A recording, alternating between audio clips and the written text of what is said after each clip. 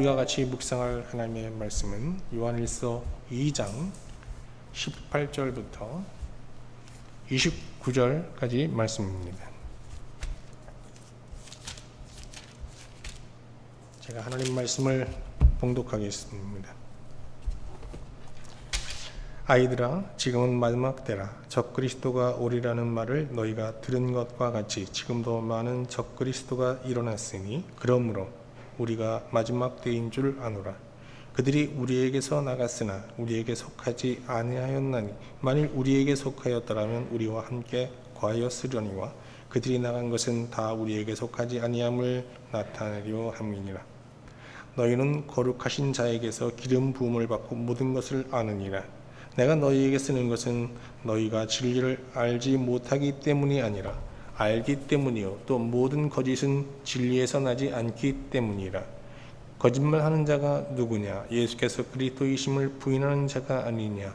아버지와 아들을 부인하는 그가 적그리스도니 아들을 부인하는 자에게는 또한 아버지가 없으되 아들을 시인하는 자에게는 아버지도 있느니라. 너희는 처음부터 들은 것을 너희 안에 거하게 하라. 처음부터 들은 것이 너희 안에 거하면 너희가 아들과 아버지 안에 거하리라. 그가 우리에게서 약속하신 것은 이것이니 곧 영원한 생명이니라. 너희를 미혹하는 자들에 관하여 내가 이것을 너희에게 썼노라. 너희는 주께 받은 바 기름 부음이 너희 안에 거하나니 아무도 너희를 가르칠 필요가 없고 오직 그의 기름 부음이 모든 것을 너희에게 가르치며 또 참되고 거짓이 없으니 너희를 가르치신 그대로 주 안에 거하라. 자녀들아, 이제 그의 안에 거하라.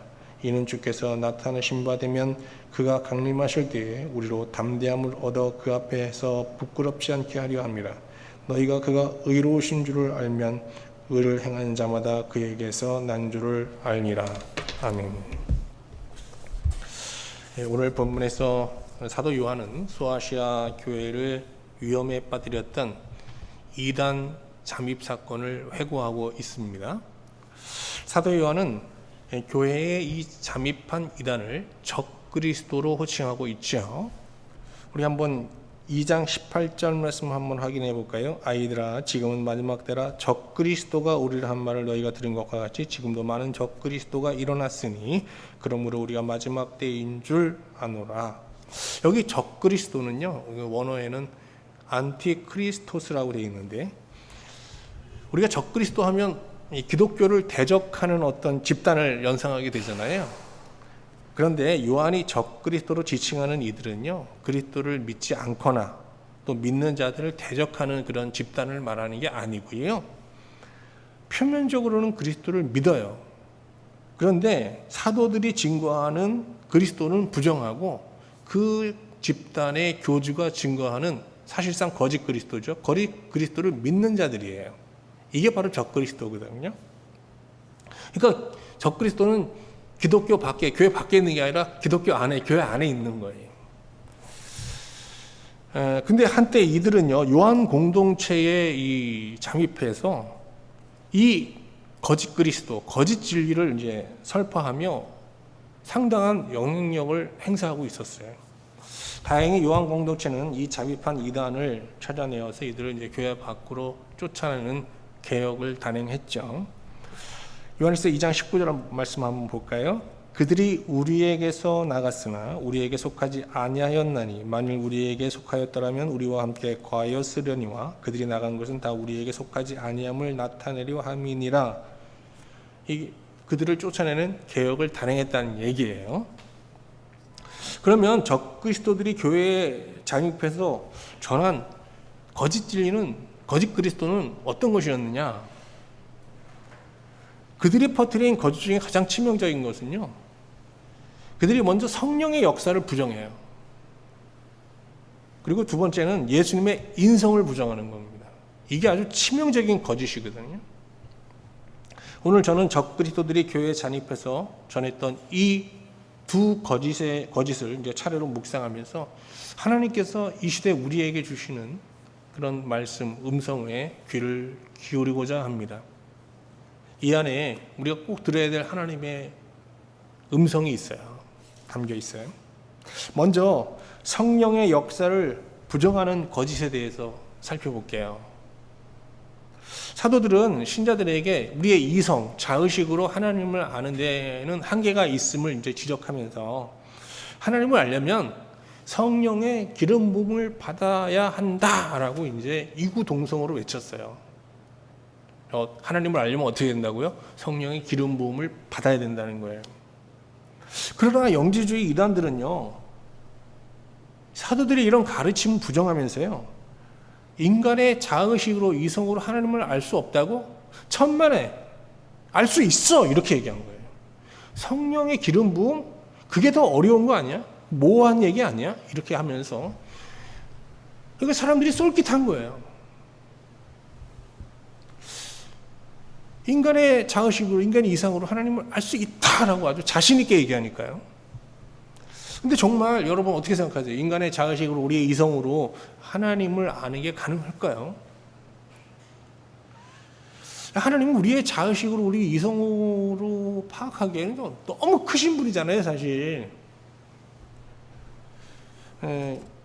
바울 사도는요, 하나님의 크기를 만물에 비유해서 이렇게 얘기해요. 에베소서 4장 6절 볼까요? 하나님도 한 분이시니 곧 만유의 아버지시라. 만유 위에 계시고 만유를 통일하시고 만유 가운데 계시도다. 여기서 만유는요, 눈에 보이는 세계를 만물이라고 하잖아요. 그리고 눈에 보이지 않는 세계를 우리가 영혼의 세계, 만물 위에 영혼의 세계라고 하는데, 이걸 다 통틀어서 얘기하는 거예요.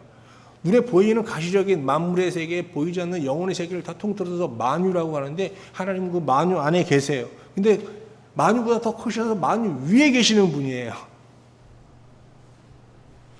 우리가 이제 만물의 세계를 과학자들은 이제 우주라고 보통 얘기하잖아요. 눈에 가시적인 세계, 우주. 근데 하나님은 우주보다 크시고요. 우주보다 더, 우주를 다 포함한, 우주보다 더 큰 만유보다도 더 크세요. 근데 그걸 우리가 자의식으로 알 수 있다? 아니, 우리가 이제 뭐 인류 문명이 엄청나게 발달해서 우리 우주의 신비를 많이 알고 있지만, 우리 극히 이 우주의 아주 일부를 알고 있는 거잖아요, 사실. 그런데 우리의 이 자의식으로, 아니, 우주보다 만유보다 더 크신 하나님을 알 수 있다? 이게 사실은 말이 안 되는 거죠. 우리가 이제 하나님을 자의식으로 아는 그 하나님은요, 사실은 우리가 이제 앞을 못 보는 시각장애인이 뭐 코끼리를 이렇게 더듬으면, 많이 꼬리를 잡으면 꼬리를 잡고, 코끼리는 뭐 밧줄과 같다 그러고, 뭐 다리를 잡으면 코끼리는 다리와 같다, 이런 얘기를 하듯이요. 이게 자의식으로 우리가 인식할 하나님은요, 굉장히 왜곡된 하나님이거든요. 엄밀하게 얘기해서 그걸 하나님이라고 할 수 없는 거예요, 사실. 우리가 자의식으로 하나님을 알고자 하는 노력이 헛되진 않지만, 자의식으로 알고자, 우리가 하나님을 막 알고자 하고 막 내적으로 투혼하면서 이르는 결론은요, 자의식으로 하나님을 알 수 없이 하나님은 크신 분이다, 이게 결론이거든요, 사실. 그런데 하나님은 우리와 이제 언약을 맺으시고 그 언약 백성과 교제하기 위해서 하나님 자기를 알리셔야 되잖아요. 그래서 우리에게 하나님을 알 수 있는 하나의 길을 여셨어요. 그게 뭐냐? 성령의 기름 부음이에요. 요한일서 2장 20절, 아주 요한일서에서 중요한 구절이에요. 자, 뭐라고 요한이 말하냐? 너희는 거룩하신 자에게서 기름 부음을 받고 모든 것을 아느니라 그랬어요. 여기 기름 부음이라는 건 성령의 은혜를 힘입어 하나님을 아는 이런 영적 세계를 말하는 거예요. 그러면 성령 하나님은 어떻게 신자로 하나님을 알게 하실까? 뭐 막 말씀으로 막 하나님에 대해서 얘기하실까? 뭐 계시로? 그런 게 아니에요.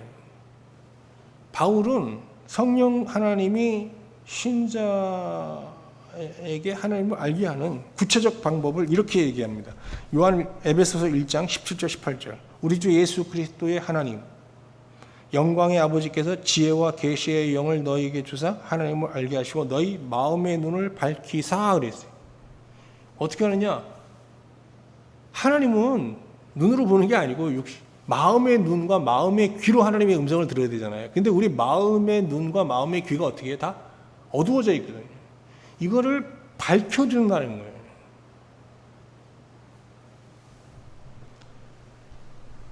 그래서 성령 하나님은 신자에게 임하셔서 하나님을 알 수 있도록 우리 마음의 눈과 귀를 열어주시는 거거든요. 예수님께서는 자기를 따르면서도 이 닫힌 눈과 닫힌 귀로 아무리 말하고 아무리 표적을 보여줘도 깨닫지 못하는 제자들을 보시면서 답답해 하셨잖아요.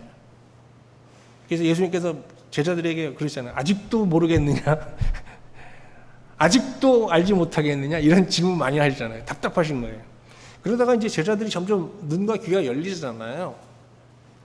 그때 예수님께서 이제 제자들의 눈과 귀가 상당히 열려서 이제 정말 예수님이 얘기하는 뭐 어떤 하나님 나라의 세계를 이제 좀 막 알기 시작하고 하나님을 좀 알아가기 시작할 때 기뻐하시면서 이렇게 말씀하셨어요. 마태복음 13장 16절. 그러나 너희 눈은 봄으로 너희 귀는 들음으로 복이 있도다. 이 복이 있도다는 건 기뻐하시는 거예요. 환호하시는 거죠. 뭐 하나님께서 우리에게 뭐 굉장한 일을 하기 전에 먼저 우리 마음의 눈과 마음의 귀가 열리기를 원하세요. 그 자체로도 기뻐하시는 거죠. 그런데 우리가 이제 어두운 마음과 마음의 눈과 귀가 열리려면 성령의 기름 부음을 받아야 되잖아요. 그러면 하나님은 언제 어떻게 신자에게 성령의 기름 부음을 허락하시는가 하는 거예요. 궁금하잖아요. 중요한 건데 요한의 사상이에요. 요한의 사상을 이 요한복음에 쭉 보면은 어떤 자에게 기름 부음을 허락하시는가 하면요. 예수님께서 자기를 나타내시는가 하면 하나님을 알고자 사유하고 물으면서 투혼하듯 기도하는 자에게 알려주시는 거예요. 그 요한복음에서 예수님을 만난 사람들 얘기 여러 명 나오잖아요. 그 사람들이 다 공통점이 뭔지 아세요? 하나님을 알고자 하는 자들이에요. 다. 사마리아 여인, 뭐 날 때부터 태생 소경된 자, 다 니고데모, 다 그런 사람들이거든요. 알고자 하는 자들이에요.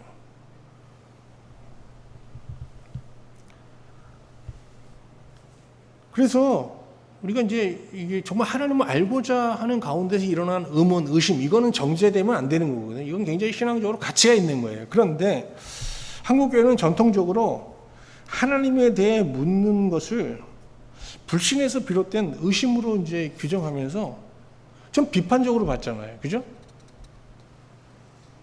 그런데 신자가 진리를 알고자 하는 이 열정에서 나오는 이 신앙적 의심과 하나님의 진리를 시비코자 믿지 않고자 던지는 어떤 교만에서 비롯된 이 불신앙의 의심과는 구별돼야 되는 거예요.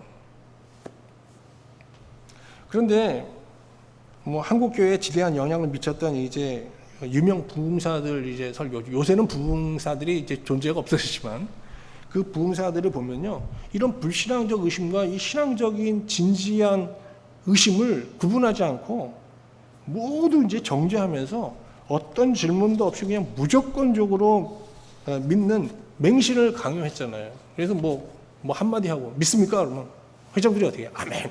아멘 소리라도 작으면 또 교육을 시켜요. 이건 믿음이 없구만. 어? 믿습니까? 그러면 뭐 아멘. 이게 무슨 군대도 아니고. 교회가 이렇게 신자에게 정말 맹신을 강요하고 또 이렇게 신자들이 맹신적으로 하나님을 섬기면요, 이 기독교는 집단 망상을 조장하는 아편과 같은 종교 아니냐라는 이 세상의 비판을 피할 수가 없어요.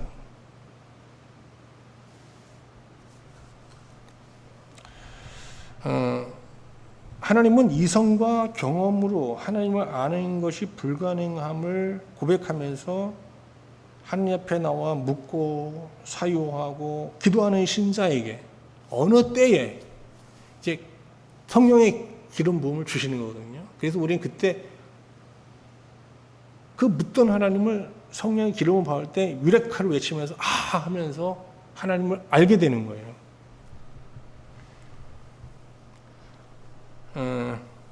그리고 그 하나님을 아는 것은 어떻게 되어 있어요? 하나님과 더 가까워지는 영적 진보로 이제 이어지게 되는 거고요. 근데 이렇게 우리가 영적인 어떤 깨달음을 얻게 됐을 때 이것은 또 우리에게 어떻게 우리의 이성에 새로운 영향을 주거든요. 그래서 우리는 다시 또 묻게 되고 이런 과정을 반복하는 거예요.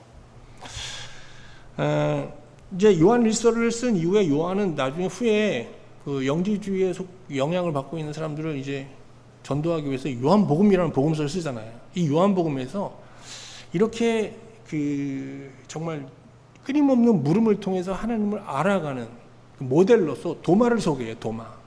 이 도마가 여러분 굉장히 부정적으로 생각하는 분들이 많은데 요한복음에서 도마는요,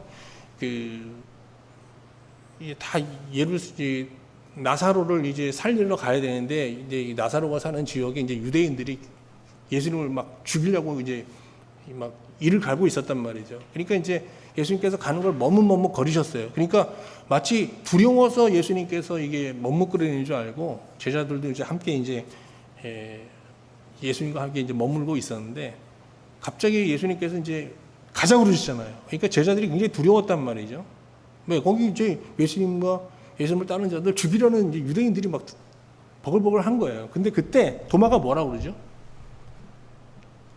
우리도 주와 함께 죽으러 가자 하면서 먼저 그 두려워 떨고 있는 제자들을 선도하여 이끈 자가 도마예요. 이 사람이 굉장히 진지한 사람이고 이성적인 사람이에요.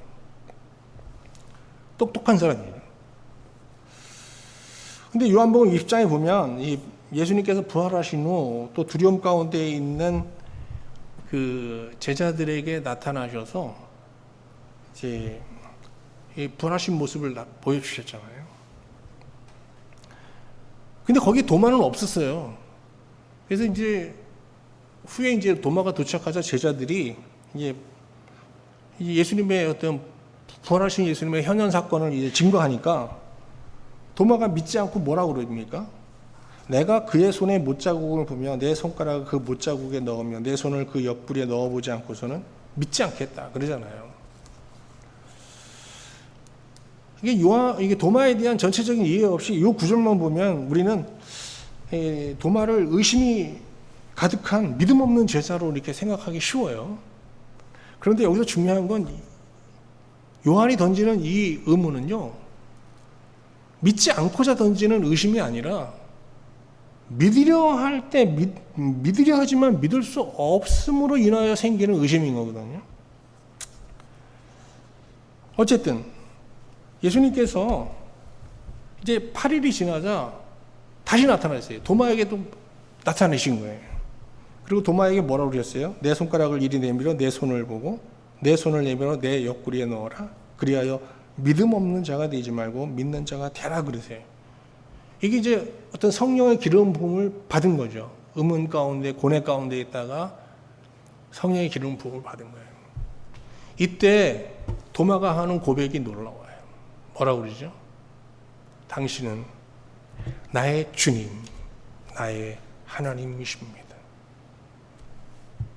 사실은 이제 요한복음을 아주 깊이 연구하는 분들은요, 여기서 요한복음이 끝났다고 얘기해요. 이게 결론이라는 거예요. 도마의 이야기로 사실 요한복음 끝난다는 거예요. 그 뒤에 나온 건 부록이라는 거예요.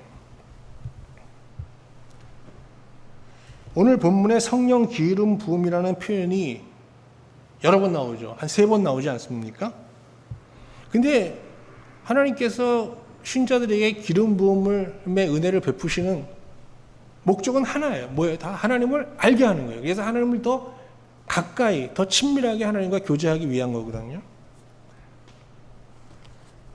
요한일서 2장 27절 말씀 볼게요. 너희는 주께 받은 바 기름 부음이 너희 안에 거하나니 아무도 너희를 가르칠 필요가 없고 오직 그의 기름 부음이 모든 것을 너희에게 가르치며 또 참되고 거짓이 없으니 너희를 가르치신 그대로 주 안에 거하라. 이처럼 우리가 이제 정말 하나님을 알려면 하나님의 기름 부음이 필요해요. 그러면 우리 이성은 무가치한 것인가? 그렇진 않아요. 우리가 어떤 이성적 사고를 가지고 물어야 되는 거예요.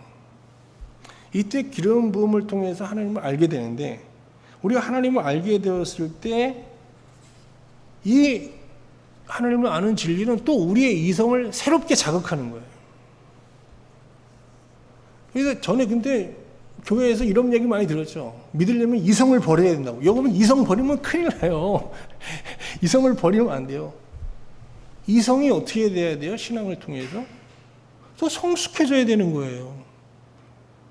더 영적으로 신앙적으로 자꾸 어떻게 해요? 이성이 변해야 되는 거예요. 이성을 버리면 어떻게 신앙생활을 해요? 그래서 또 새로운 이 진리에 의해서 새로워진 이성으로 또 사유하고 묻고 기도하면서 또 성령의 기름을 받으면 또 하나님을 깊이 알게 되는 거고, 그래서 어떻게 해요? 또 우리의 이성은 또 새로워지는 거예요. 아시겠죠? 이런 선순환을 통해서 우리는 어떻게 됩니까? 하나님을 점점 깊이 알아가게 되고 더 하나님과 가까워지게 되는 것이죠. 우리 이제 성령 집회 뭐 이런 거 이제 많이 참석했잖아요, 전에. 성령 집회 하면 주로 밤에 했어요. 그리고 어떻게 해요? 이제 설교 쭉 하다가 성령이 임하시려면 불 끄고 커튼 닫힙니다. 그리고 어떻게 해요? 음악을 갑자기 크게 틀어요. 그리고 어떻게 해요? 통성으로 기도합니다. 근데 우리 다 해봤지만 눈물은 좀 흘렸지만 그때 성령 받았다고 얘기할 수 있어요, 우리가? 성령님은 불 끄고 커튼 치고 통성으로 기도할 때 오시는 분이 아니에요. 요한복음에서 요한은 성령을 뭐라 그래요? 진리의 영이라고 그러잖아요. 진리의 영. 왜 진리의 영이라고 얘기했을까요? 진리는 묻는 자에게 주어지는 거잖아요. 성령은 언제 오시는 거냐? 신자가 하나님을 알고자 묻고 기도하고 투혼하듯 하나님을 알고자 몸부림칠 때 임하시는 거예요. 누구처럼? 도마처럼. 그래서 기독교의 진리라는 것은요, 의문과 고민과 질문의 어떤 투쟁을 통해서 얻어진 값진 산물이거든요. 저도 이제 존경하는 신학자들이 있잖아요. 그들이 어떤 뭐 성경을 해석하고 또 어떤 기독교 사상을 정리한 책들을 보면 굉장히 존경스러운 게 뭐 그들이 아주 천재적인 뭐 사람이구나 이런 거에 놀라는 게 아니라 이런 진리를 알기까지 얼마나 고뇌하고 얼마나 하나님 앞에 묻고 또 하나님 앞에 얼마나 엎드려 간구했을까. 그 과정이 너무 연상이 되는 거예요. 제 설교도 좀 그런 게 있어야 되는데.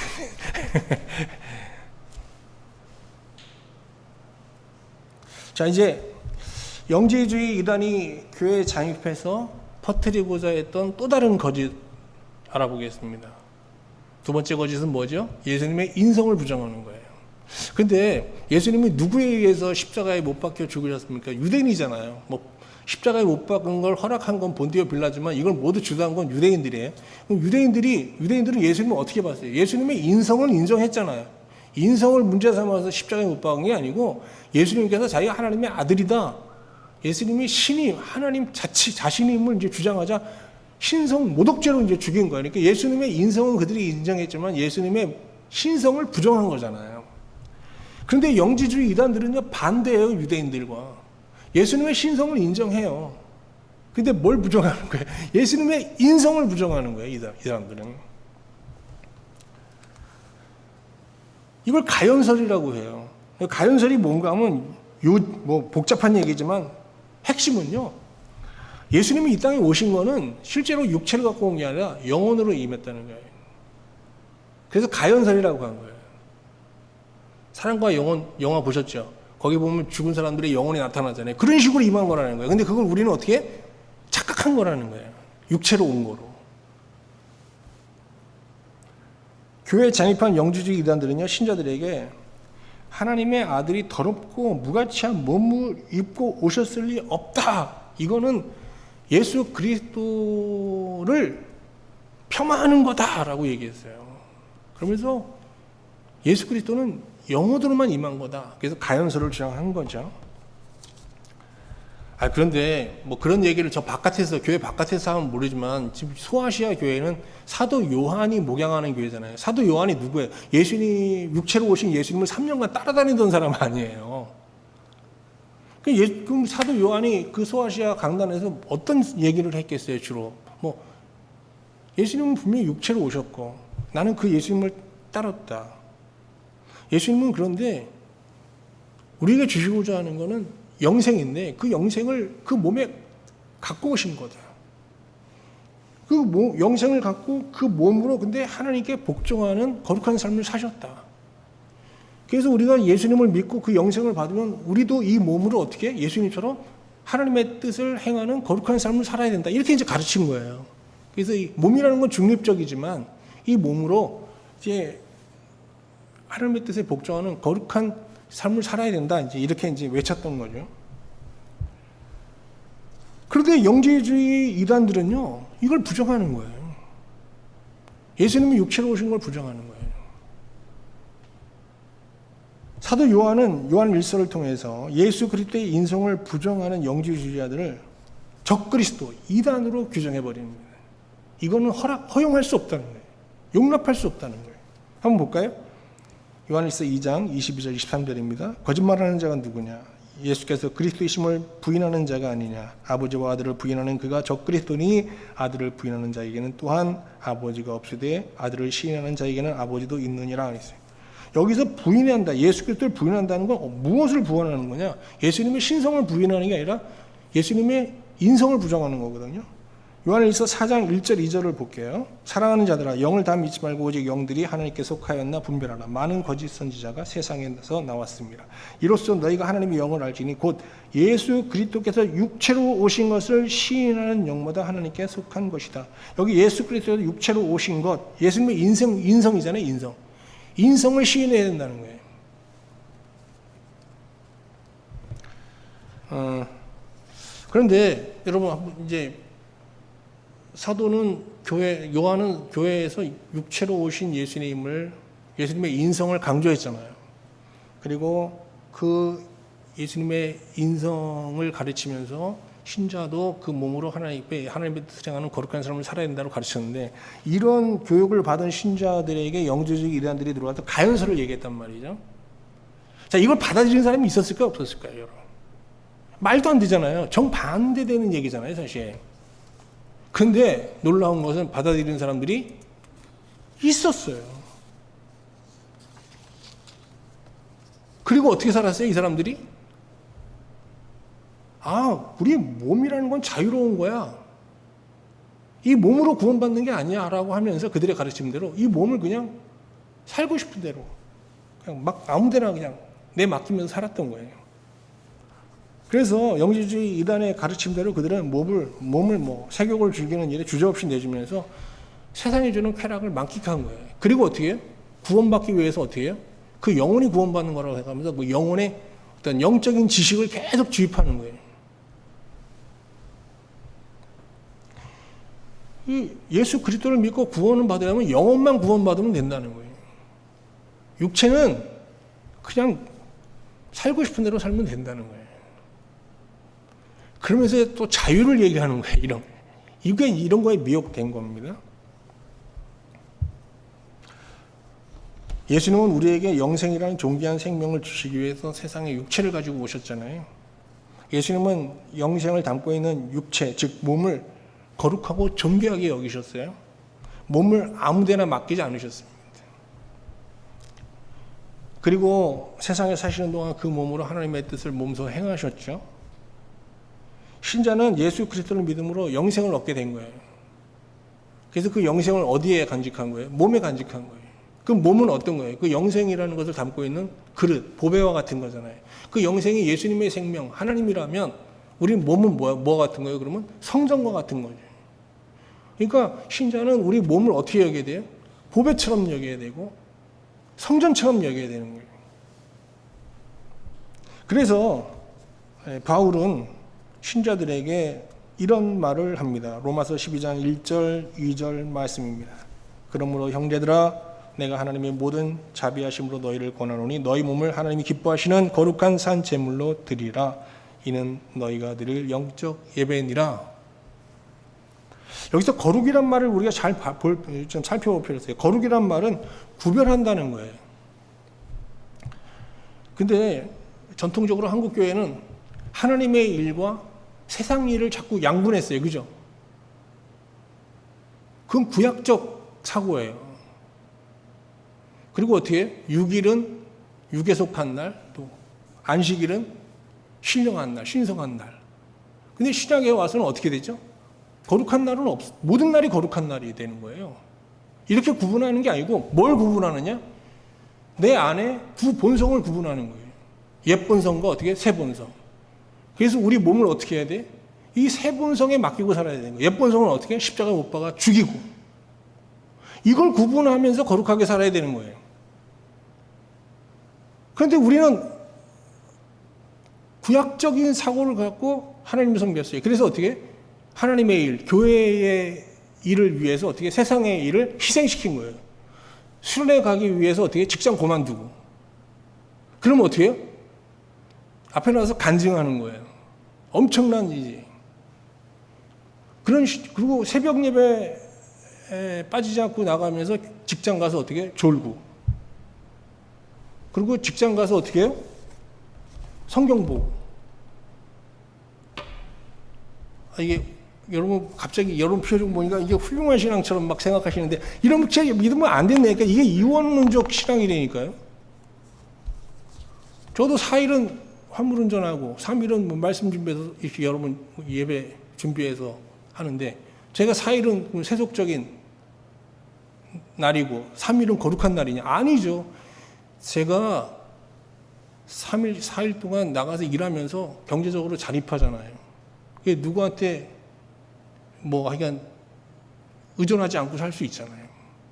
그리고 어떻게 나가서 만약에 제가 옛 본성을 죽이고 좀 뭐 불쾌한 일이 있고 그래도 참고 그리스도의 마음으로 그들을 대하면서 어떻게든지 제 안에서 사람들에 대한 존중하는 마음, 배려심을 잃지 않고 살려고 노력하고 그러면 어떻게 되는 거예요? 거룩하게 사는 거예요.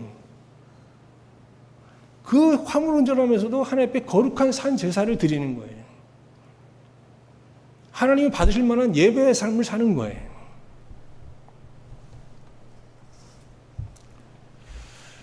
오늘 저는 여러분과 본문 말씀을 중심으로 이제 요한 공동체를 위협했던 적 그리스도로 불리는 이단 세력에 대해서 한번 쭉 살펴보았습니다. 이 이단들은 그리스도를 통째로 부정하는 어떤 불신앙의 세력이 아니에요. 반기독교적 세력이 아니라 진리를 알게 하는 성령의 역사와 예수의 인성을 부정하는 그리스도를 왜곡하여 섬기는 집단들이거든요. 이런 면에서 볼 때 교회를 위협하는 적 그리스도는 교회 밖, 기독교 밖에 있는 게 아니라 어디 있다는 거죠. 교회 안에, 기독교 안에 있다는 거예요.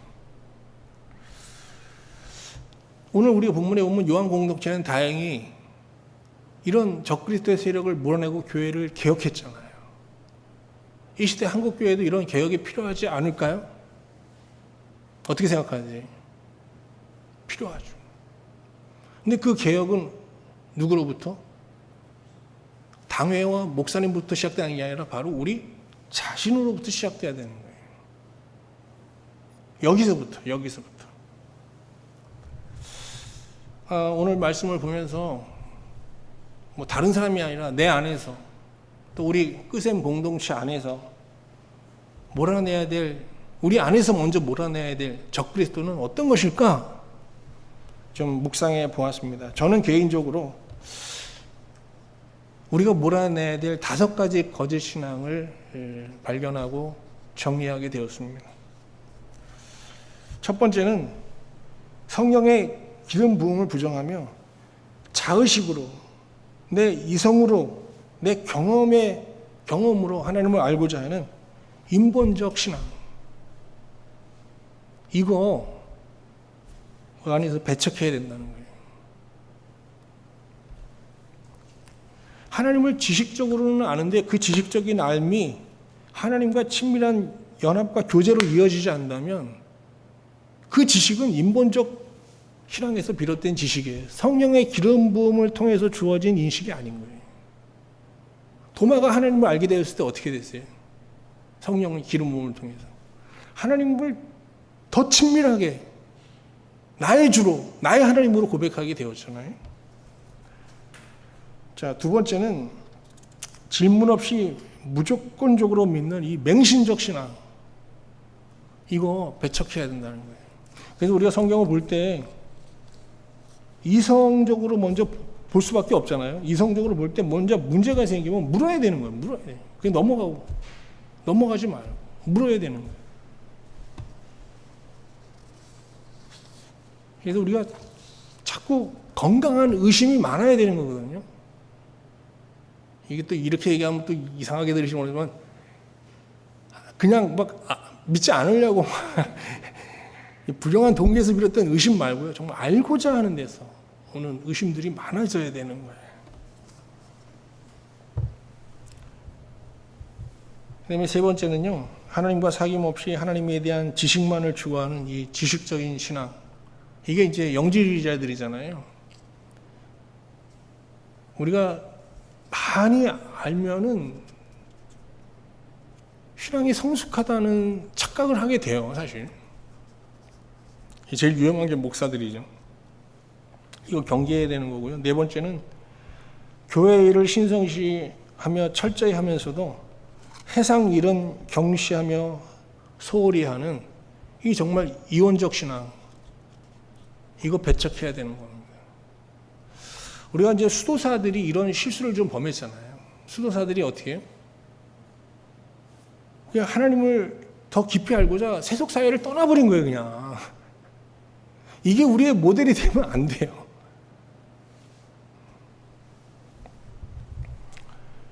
그 다음에 마지막으로는요, 구원은 받은 것으로 전제하고 따놓은 당상으로 여기고 그냥 세상 질서에 맞춰 사는 이 세속적인 신앙. 그래서 우리가 이제 구원의 확신을 갖고 사는 게요, 좀 어떤 면에서 위험할 수 있는 거예요. 우리의 구원이라는 건 두렵고 떨림으로 이루어가야 되는 거거든요, 사실. 지켜가야 되는 거예요. 우리의 몸은 영생을 모신 보배고 어떻게 보면 하나님을 모신 성전이잖아요, 우리 몸이라는 게. 그래서 신자가 하나님의 성전인 자신의 마음의 적그리스도로 표현되는 이런 5가지 신앙을 쫓아내야 되는 건데 이걸 쫓아내지 못하면 어떻게 되겠어요? 예수님께서 예루살렘 성전에 가셔서 뭐라고 그러셨어요?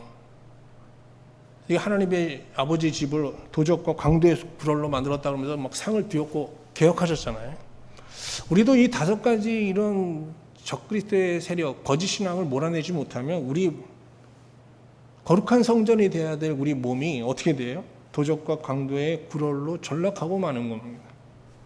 아무쪼록 이 한 주 동안 예수님께서 예루살렘 성에 들어가서 뭐 상을 엎으시면서 성전을 개혁하려 하셨듯이 성령을 힘입어서 우리 안에 아직 남아있는 잔존해 있는 이 적그리스도의 세력들, 이 거짓 신앙들을 여러분 다 몰아내시면서 정말 거룩한 성전으로 하나님을 여러분 마음에 모시는 그런 은혜가 함께하기를 주님의 이름으로 축원합니다.